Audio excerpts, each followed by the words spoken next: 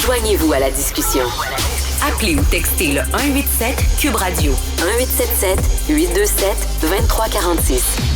Alors, on sait qu'il y a la fameuse petite lumière bleue des écrans électroniques, là, que ce soit les cellulaires ou les ordinateurs. Ça crée de l'insomnie, entre autres. Hein, ça cause de l'insomnie auprès des jeunes, du stress aussi.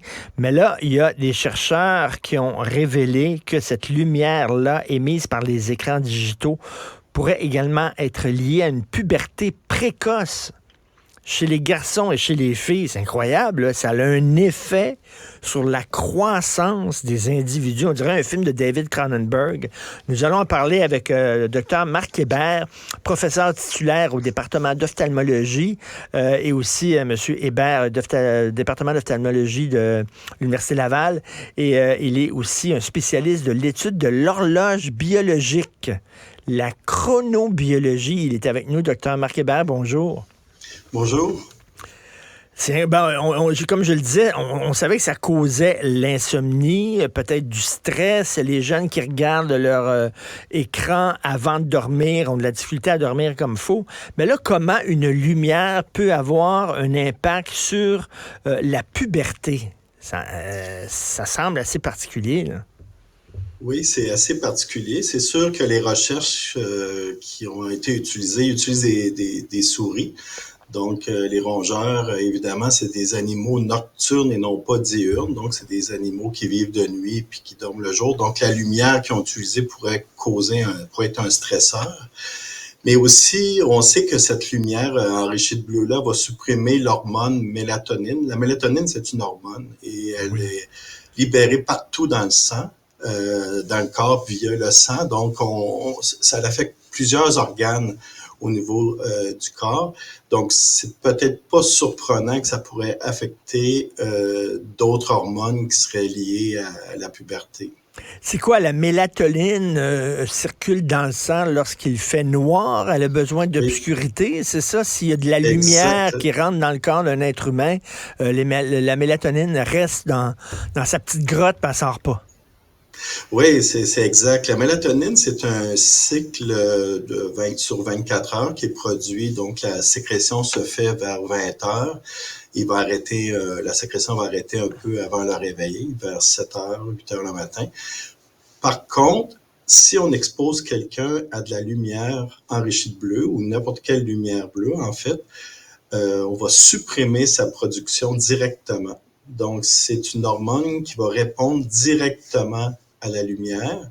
Et si on supprime sa production, bien évidemment, on va influencer aussi la synchronisation de notre horloge biologique. En fait, l'horloge biologique attend deux signaux. Le signal de noirceur le soir pour lui dire que la nuit a débuté et le signal de lumière le matin pour lui dire que le jour a débuté. La mélatonine va confirmer ce signal-là de noirceur parce que la mélatonine ne peut être produite qu'à la noirceur. Et si elle n'est pas produite, ben, pour l'horloge biologique, ça va être un indicateur que le jour n'est pas terminé. Donc, il va y avoir une désynchronisation. Donc, il va y avoir un décalage du sommeil, il va y avoir une perte de sommeil, etc. Mais cette hormone-là est importante, mais on ne connaît pas tous les effets de la mélatonine. On sait qu'elle va partout, mais on ne connaît pas tous ses effets. Et là, vous avez parlé de lumière bleue. Mettons, si les fabricants d'ordinateurs disaient demain, ben, ça va être une lumière jaune et ce ne sera plus une lumière bleue qui va... Est-ce que ça aurait un impact sur la mélatonine ou c'est toute lumière, qu'elle soit bleue ou jaune ou rouge? En fait, on sait que depuis 2001, que notre horloge biologique perçoit presque essentiellement juste la portion bleue du spectre de lumière naturelle. Donc, la lumière naturelle, qui est blanche en principe, va contenir du bleu, du vert, du jaune, du rouge. Donc, notre horloge, elle, ne perçoit juste que la portion bleue comme telle, qui est produite toute la journée, en fait. Hein. Si vous allez à l'extérieur, il y a de la lumière bleue en continu jusqu'à la fin de l'après-midi.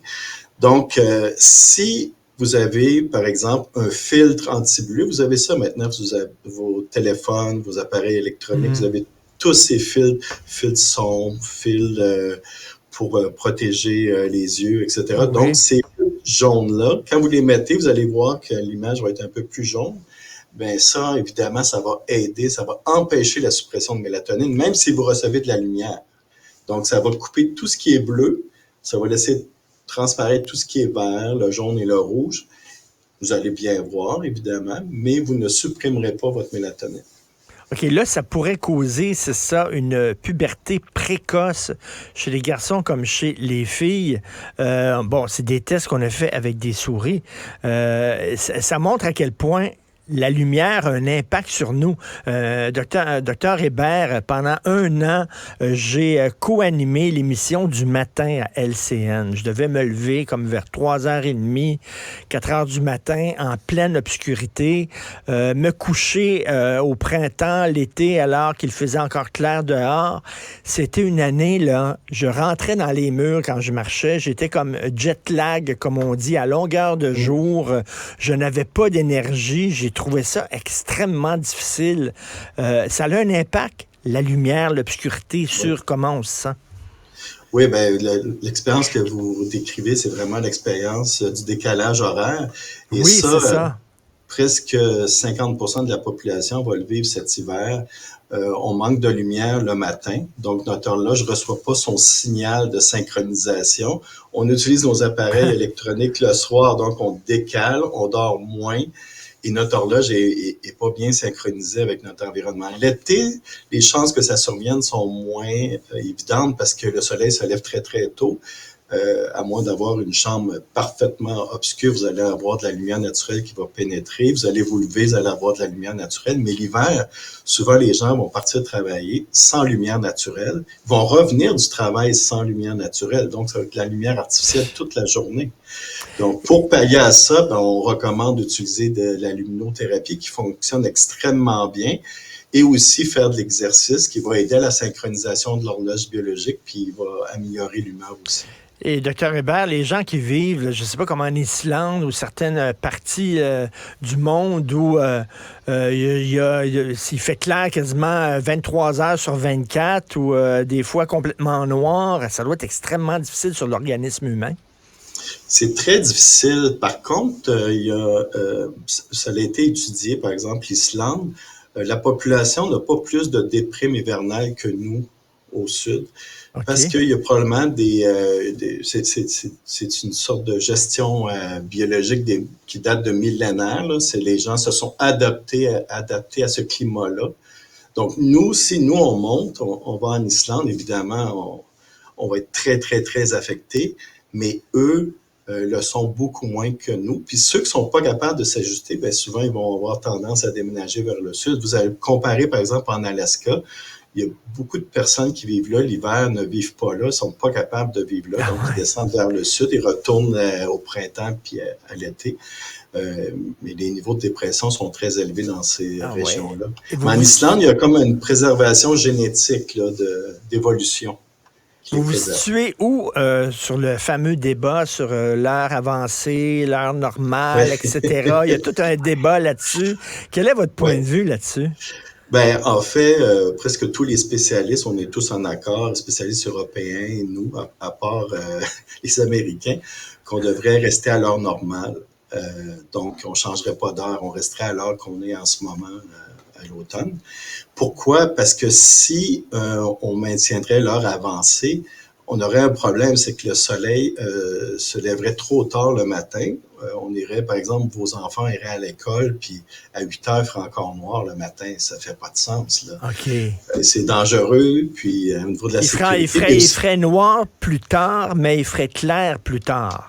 Exactement. Oui, il ferait clair plus tard. Par contre, le matin, comme je vous mentionnais tantôt, l'horloge biologique a besoin de son signal de resynchronisation. Elle attend ce signal-là le matin. Vous imaginez si le signal arrive juste à 8h ou 8h30 le matin, ça serait on aurait un déclenchement de dépression saisonnière incroyable. En plus de la sécurité des enfants qui vont à l'école au primaire, ils vont à l'école très tôt, donc ils commencent vers 8h. Donc ça pourrait avoir un impact important. Fait que tous les Européens, nous, les Canadiens, on est tous plus favorables à maintenir l'heure normale, qui est l'heure actuelle. On s'en va vers l'hiver bientôt. Ça me déprime Ouais. parce que je déteste l'hiver. J'aime pas la neige, j'aime pas le froid. Et en plus, le fait que le soleil se couche à 4 heures l'après-midi, on dit la luminothérapie, vous en avez parlé. Est-ce que ça fonctionne pour vrai, ça, ou c'est un mythe? Est-ce que vous utilisez ça dans votre vie, Dr. Hébert? Oui, je l'utilise. Moi, j'ai fait des études. J'ai été le premier à démontrer que la luminothérapie avait un effet biologique sur le cerveau. On a étudié des gens qui avaient la déprime hivernale.